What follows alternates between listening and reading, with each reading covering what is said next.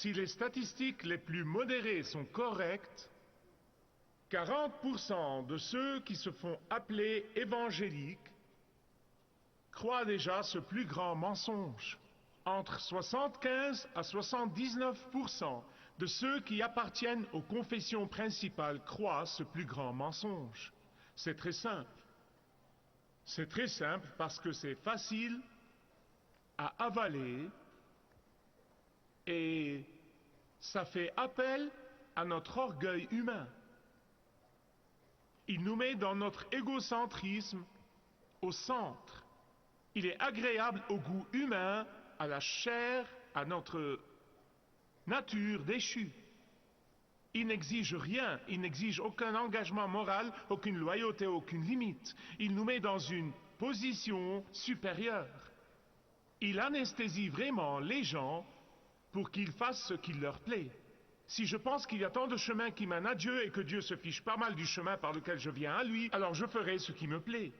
Et c'est pourquoi je rencontre des gens qui vont aux églises tout le temps et disent « Eh bien oui, je crois que Jésus est mon sauveur, mais il n'est pas le sauveur de tout le monde. » Ça fait partie du plus grand mensonge. Se laisser prendre au plus grand mensonge m'amènera et leur amènera l'enfer psychologique, le désarroi intérieur, sans parler de la condamnation éternelle.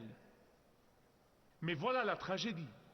Ce plus grand mensonge n'est pas nouveau. Ce n'est pas quelque chose que ceux qui montent en chair aujourd'hui prêchent pour la première fois comme si c'était une nouvelle révélation. Ce n'est vraiment pas nouveau, c'est aussi ancien que nos premiers parents dans le jardin d'Éden. Et pourtant, c'est aussi nouveau que Tony Blair, l'ancien premier ministre de la Grande-Bretagne, qui démarre une fondation en Amérique pour unir les religions du monde. C'est aussi ancien que le jardin d'Éden. C'est aussi ancien que les premiers êtres humains jamais créés. Et c'est aussi nouveau qu'Oprah Winfrey, qui proclame ce plus grand mensonge et le fait croire à des millions de personnes dont beaucoup sont en fait des personnes pratiquantes. Laissez-moi vous donner un exemple. En 1994, Oprah Winfrey a interviewé une femme qui a prétendu avoir vécu un état de mort imminente. La femme a prétendu que pendant le temps où elle était morte, Jésus lui-même lui aurait dit que toutes les religions sont tout aussi vraies. Voici ce qu'a dit Oprah. Je le lis parce que je ne veux pas dire n'importe quoi. Voici ce qu'a dit Oprah. Je crois qu'il y a beaucoup de chemins qui mènent à Dieu, ou beaucoup de chemins qui mènent à la lumière. Je ne crois certainement pas qu'il n'y a qu'un seul chemin. Est-ce que Jésus te l'a dit à toi aussi? Est-ce que Jésus est du même avis que moi? La femme a répondu, oui, absolument. Oprah a dit, je suis contente de l'apprendre parce que si Jésus est aussi cool que je crois, il devrait te dire ça. N'est-ce pas gentil? Si Jésus est aussi cool que je crois, il serait du même avis que moi. Si je vous disais que je crois de tout mon cœur et de tout mon être que 2 plus 2 font 5, que me diriez-vous? Tu as tort, que Dieu vous bénisse. Dites-le plus fort. Bon, habituez-vous à ça. Les autres choisiront peut-être de croire que 2 plus 2 font 3. Et vous leur direz, non, ce n'est pas vrai, c'est un fait mathématique que 2 plus 2 font 4. Cet exemple de mes sentiments ou de ce que je crois personnellement ne veut rien dire. Ce que je peux ressentir ne change pas les faits. Ce que je crois n'est pas juste, c'est faux. Mes sentiments ou mes croyances ne comptent pas. Si je vous disais, je crois que 2 plus 2 font 5, vous me diriez, eh bien, chacun ses croyances, n'est-ce pas? Maintenant, réfléchissez avec moi comment je vais expliquer mon calcul au contrôleur d'impôts.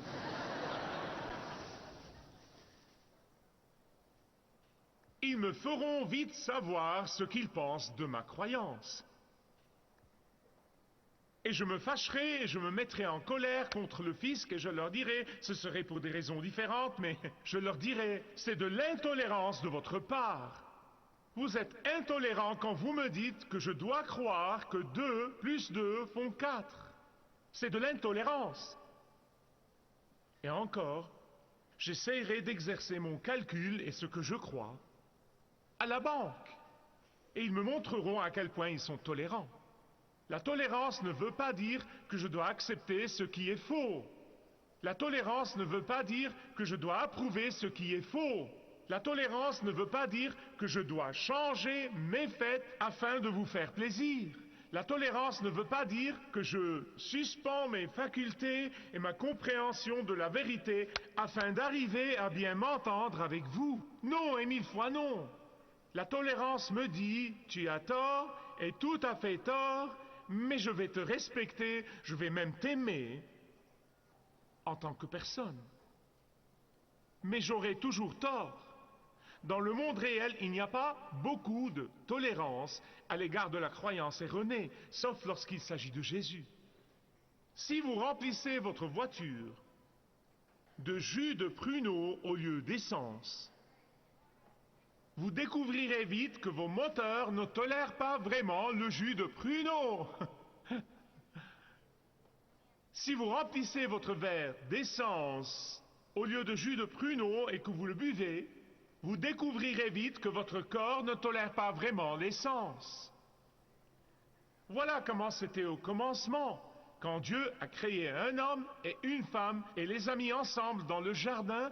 Il leur a dit, vous avez toute liberté pour jouir des plaisirs du jardin à l'exception de celui-ci. Vous pouvez manger de tous les arbres du jardin à l'exception de celui-ci. À ce moment-là, Dieu leur a donné la liberté de choisir, car notre obéissance et notre soumission honorent Dieu. Il n'a pas créé des marionnettes qu'il tire par des fils. Bien sûr, dans son plan souverain et sa volonté souveraine, il appelle les gens à lui. Bien sûr, nous comprenons ça, mais néanmoins, il nous a donné la volonté libre. La volonté libre veut dire que vous pouvez choisir de mettre du jus de pruneau dans votre voiture au lieu de l'essence si vous voulez. Tant que vous savez vraiment que vos choix ont des conséquences. Dans ce cas, ce sont des conséquences éternelles. Et l'éternité est un très, très, très long temps. Le diable rebattait les oreilles à Ève et lui répétait à satiété, « Jeune femme, tu ne sais pas de quoi tu parles. Jeune femme, Dieu est cool. Et si Dieu est cool, et aussi cool que je le crois, il ne vous limitera pas. Et il ne vous empêchera pas de manger de cet arbre. Un Dieu cool ne gâcherait certainement pas vos projets. Ah, tu as du mal comprendre. Tu sais, Ève, que ton interprétation de ce qu'a dit Dieu en vaut bien la mienne, ou celle de n'importe qui d'autre. Et Satan a offert à Ève et à Adam une fausse sagesse. Une fausse sagesse. Vous voyez, le monde aujourd'hui est rempli de fausses sagesses. Et cette fausse sagesse a l'air bonne, elle a l'air convaincante, mais elle est fausse, elle n'est pas la vérité. Et Ève et Adam se sont laissés prendre. Et ils ont vite découvert qu'ils se sont laissés prendre au plus grand mensonge. Mais c'était trop tard. C'était trop tard. Vous voyez, croire le plus grand mensonge mène à la désobéissance, et la désobéissance à la parole de Dieu mène à une communion rompue avec Dieu. Et une communion rompue avec Dieu mène à la peur, à l'anxiété, à la dépression, à la haine de soi, au vide, à une vie dépourvue de sens, et à faire un effort pour se cacher de Dieu. Et c'est exactement ce qu'ont fait Adam et Ève, ils se sont cachés de Dieu. Bien-aimés, écoutez-moi, il y a des millions et des millions de gens, et je n'exagère pas, qui se cachent de Dieu sur les bancs d'église, dans tout le pays. Car croire le plus grand mensonge crée un abîme entre Dieu et l'homme. Et puisque Dieu est la seule source de paix et de joie et de contentement et de bonheur et de salut éternel, quand nous rompons cette communion, nous nous retrouvons dans une vie de désarroi et dans une éternité de gouffre sans fond. Croire le plus grand mensonge nous fait sortir du jardin et nous fait entrer dans le désert de l'insignifiance. C'est le fond du problème. Dans le désert de l'irrésolution. Et Adam et Ève ont perdu non seulement le jardin, mais encore la joie pure qui ne peut venir que de l'intimité avec Dieu et de la communion avec Dieu. Pour elle, c'était la douleur de l'enfantement. Pour lui, c'était les épines et les ronces du désert. Et pour les deux, c'était des enfants qui étaient en conflit l'un avec l'autre jusqu'à ce que l'un tue l'autre. La race humaine s'est multipliée et sa tendance à croire le plus grand mensonge s'est multipliée aussi. Mais Dieu, dans sa miséricorde, dans sa grâce, a fait à Adam et à Ève une promesse. Il leur a promis de leur donner un sauveur pour sauver les gens du plus grand mensonge. C'était la promesse. Écoutez-moi, bien-aimés, écoutez, quand les gens vous disent que toutes les religions se valent, que toutes les religions mènent à la lumière, que toutes les religions mènent à Dieu, que tous les fondateurs de toutes les religions dans le monde disent essentiellement la même chose, vous pouvez leur dire oui, mais pas Jésus. Pas Jésus.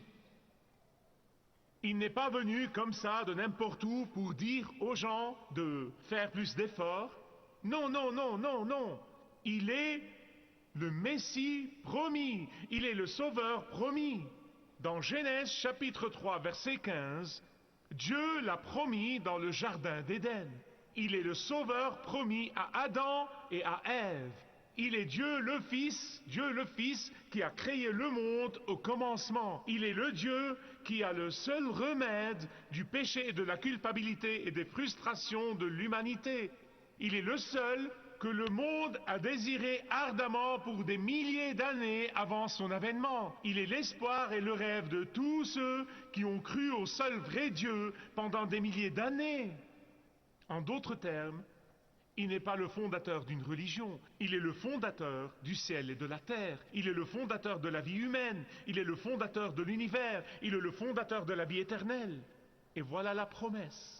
Si vous avez vos Bibles, je vous prie d'ouvrir à Genèse, chapitre 3, verset 15. C'est, bien-aimés, le point essentiel et le début du christianisme. Le début du christianisme se trouve dans Genèse, chapitre 3, verset 15.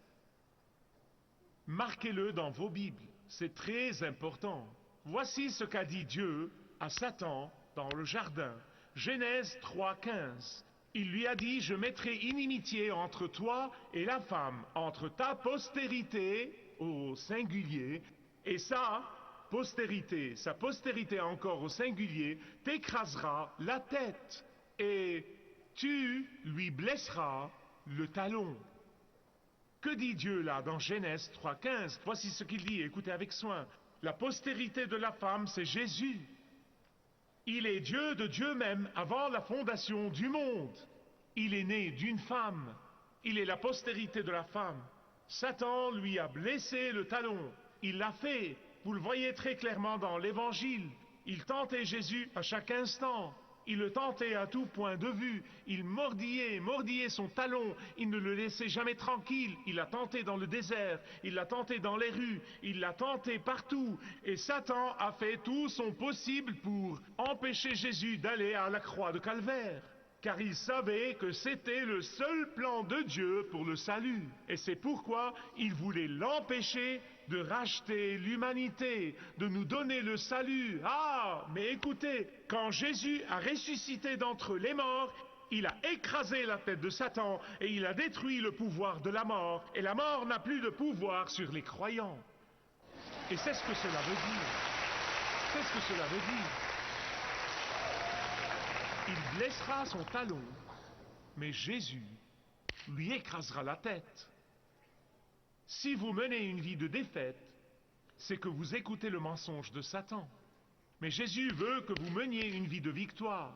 Il veut que vous viviez au-dessus de vos circonstances. Il veut que vous viviez comme un enfant du roi et non pas comme un indigent. Il veut que vous viviez avec la puissance qu'il a rendue possible par le Saint-Esprit de Dieu. Et c'est pourquoi, bien-aimés, Jésus et Jésus seul est l'accomplissement de ce qu'a dit Dieu dans Genèse 3,15. Maintenant, n'importe qui peut mettre Jésus dans le même panier avec les autres fondateurs de religion, avec les soi-disant fondateurs de religion, avec tous les inadaptés et tous les assassins et toutes les personnes confuses et tous les charlatans. Ils peuvent faire tout ce qu'ils veulent, mais pourvu qu'ils comprennent qu'il y a une fin tragique à leur choix. Ceux qui croient le plus grand mensonge qui dit que Jésus était le fondateur d'une religion comme tous les autres, essayent de mettre du jus de pruneau dans leur réservoir d'essence et ils se demandent pourquoi ils mènent leur vie dans la pagaille et dans le désordre. Avant qu'ils ne mettent la bonne essence dans le réservoir de leur vie, à savoir Jésus, ils seront misérables non seulement ici-bas, mais ils passeront l'éternité dans le désarroi. S'il vous plaît, écoutez-moi. Une partie du plus grand mensonge, un sous-mensonge si vous voulez, c'est que les gens disent « Si vous m'aimez, vous serez d'accord avec moi et vous ne me direz pas que j'ai tort. » Vraiment? Quel genre d'amour est celui-ci? Quel genre d'amour si je vois quelqu'un sauter du 10e étage et je ne fais pas tout mon possible pour l'empêcher de le faire? Je l'implore. Et si je peux littéralement le retenir physiquement, je le ferai. Ça, c'est l'amour véritable. Et non pas le contraire. Et c'est par amour que nous proclamons la vérité. C'est par amour que nous disons aux gens qu'il y a un mauvais chemin et qu'il y a un bon chemin. C'est par amour que nous insistons que 2 plus 2 font 4. Aussi sincères que les gens soient en croyant qu'ils font 5 ou 3 ou n'importe quoi d'autre. C'est par amour que nous disons aux gens de cesser de mettre du jus de pruneau dans leur réservoir d'essence et de l'essence dans leurs estomacs.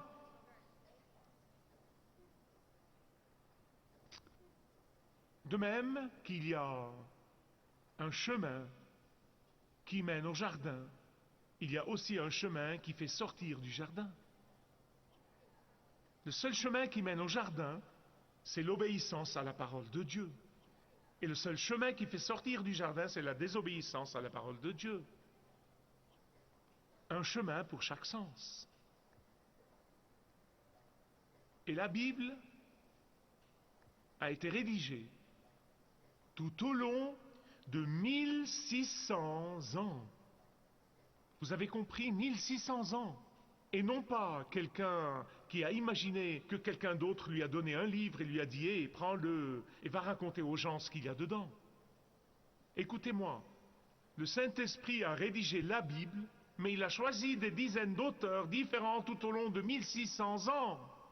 Et ils étaient tous de milieux différents, c'était des bergers, des docteurs, ils venaient de professions différentes et de milieux différents, des hommes, des femmes, c'était une variété, 1600 ans.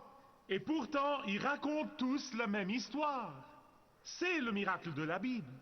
C'est le miracle de la Bible. Et par conséquent, bien-aimés, ce n'est pas par hasard que la Bible commence par la Genèse et se termine par l'Apocalypse. Ce n'est pas par hasard. Le commencement de l'humanité reflète la fin de l'humanité. Au commencement, les êtres humains vivaient dans un environnement beau et primitif qui s'appelait le Jardin d'Éden, et ils avaient une communion ininterrompue avec Dieu.